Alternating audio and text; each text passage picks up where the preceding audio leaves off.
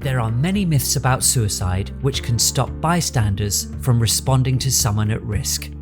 This video will bust some of those myths. Myth 1. Asking about suicide will plant the idea in their head. Fact. For those having suicidal thoughts, this question can provide relief and validation as someone has finally noticed their distress. For those not thinking about suicide, there is no evidence that this question can plant the idea in their head. Talking about specific methods and locations of previous suicides can increase risk, so this should be avoided. Always promote stories of hope and provide support information when talking about suicide. Myth 2. If someone really wants to die by suicide, there is nothing you can do. Fact.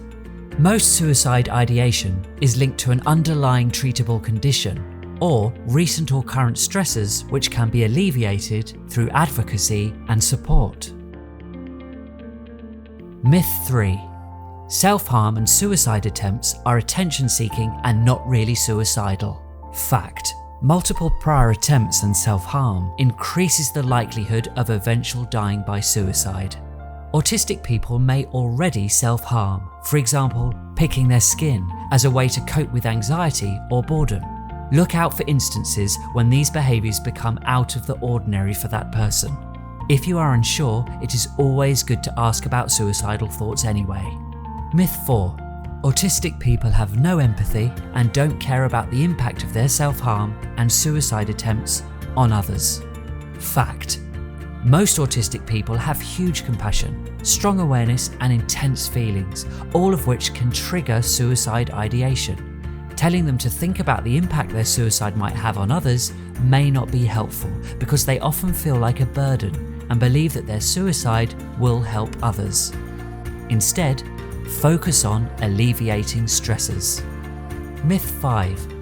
If someone identifies as LGBTIQA+, there is plenty of specific support for them and they don't need my help. Fact. The LGBT+ community has one of the highest suicide rates. Their increased rates are directly related to discrimination, bullying, and exclusion on the basis of being LGBT+. A strong sense of community and belonging can alleviate some risk. You can help by learning how to be an ally.